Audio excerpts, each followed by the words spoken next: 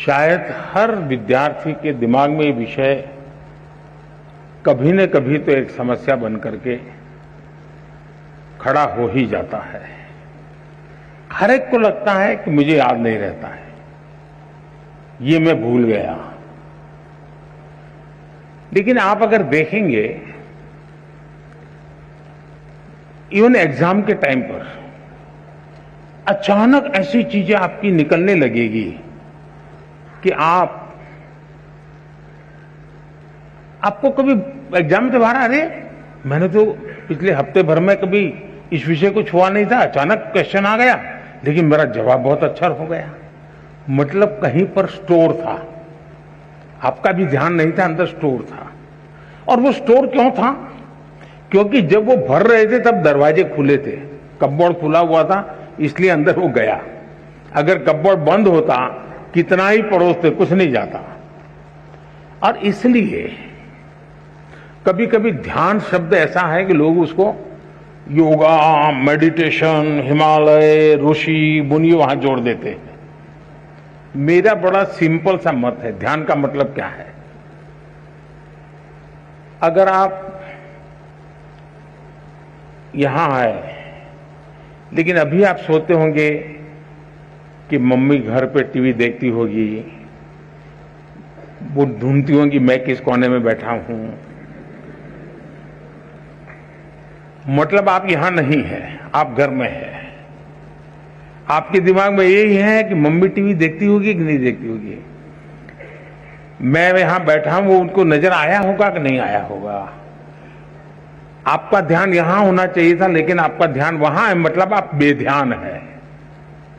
अगर आप यहां है तो आप ध्यान में है, आप वहां है तो आप बेध्यान है।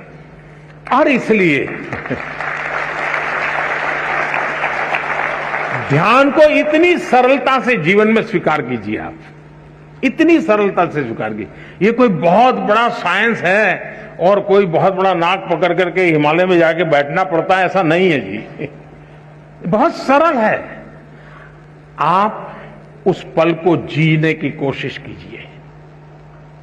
अगर उस पल को आप जी भर के जीते हैं तो वो आपकी शक्ति बन जाता है।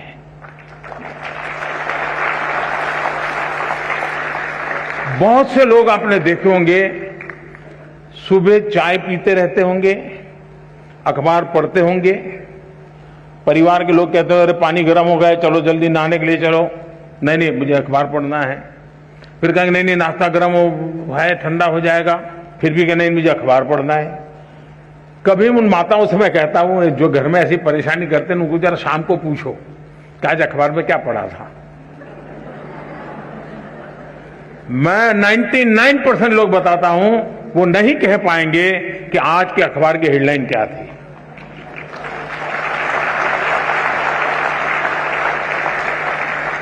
क्यों? वो न जागरूक है, न वो उस पल को जी रहा है। वो आदतन पन्ने घुमा रहा है, आंखें देख रही हैं, चीजें पढ़ी जा रही हैं, कुछ भी रजिस्टर नहीं हो रहा है।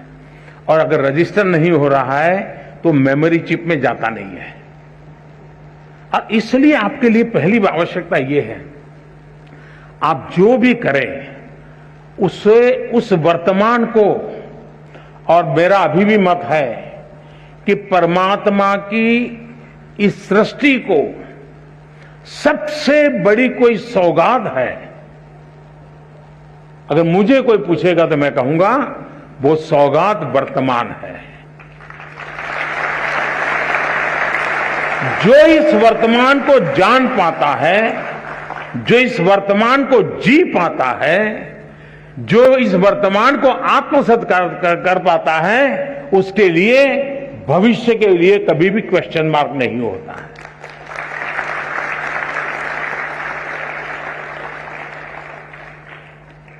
और मेमोरी का भी यही कारण है कि हम उस पल को नहीं जीते हैं और उसके कारण हम उसको गवा देते हैं। दूसरा, मेमोरी का जीवन से संबंध होता है। सिर्फ एग्जाम से है ये सोचोगे तो फिर तो आप उसकी कीमत ही नहीं समझते हैं, उसका मूल्य ही नहीं समझते हैं।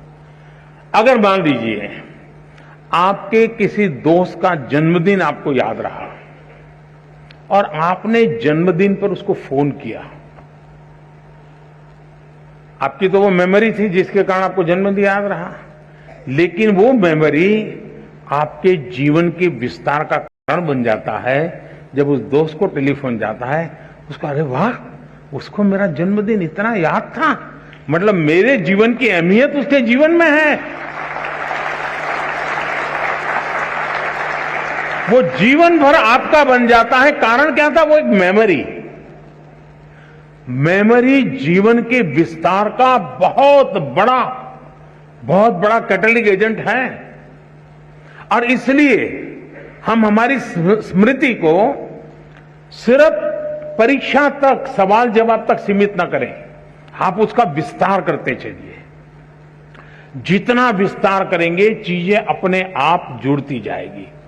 दूसरा, आप कभी 2 बर्तन लीजिए, 2 बर्तन में पानी भरिए, पानी भर करके उसके अंदर एक कॉइन रखिए, दोनों में पानी शुद्ध है, स्वच्छ है, दोनों एक ही प्रकार का पानी है, दोनों एक ही प्रकार के बर्तन है, दोनों एक ही प्रकार के उसमें कॉइन है, और आप उसको देखिए। लेकिन एक बर्तन है जो हिल रहा है, पानी इधर उधर हो रहा है, नीचे कॉइन है, दूसरा स्थिर है। आप देखेंगे कि जो स्थिर पानी वाला कॉइन है वो आपको परफेक्ट दिखता है, हो सकता है उस पर लिखी हुई चीज भी दिखाई दे, और जो पानी हिल रहा है वहां पर भी वही कॉइन, वही साइज है, उतना ही गहरा है, लेकिन दिखता नहीं। क्यों? पानी हिल रहा है, बर्तन हिल रहा है। अगर मन भी ऐसे डोलता रहे और हम सोचें कि उसमें कॉइन जो है मुझे दिखाई देगा, आपने देखा होगा एग्जाम में आपकी समस्या ये होती है, क्यों? देखो ये बगल वाला तो ऊपर दिखता नहीं, लिखता ही रहता है, अब मैं पीछे रह जाऊंगा, उसको यानी दिमाग उसी में लगा पड़ा है। आपका दिमाग इतना हाल डोल कर रहा है कि जो भीतर मेमोरी रूपी जो कॉइन है ना, आपको वो दिखता ही नहीं है। एक बार मन को स्थिर कर लीजिए।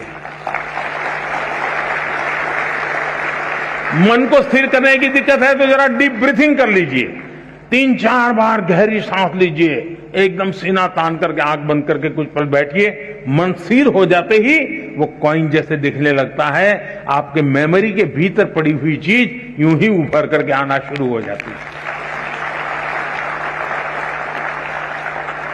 और इसलिए ईश्वर ने जिसकी मेमोरी ज्यादा है उसको कोई एक्स्ट्रा एनर्जी दी है, ऐसा नहीं है जी।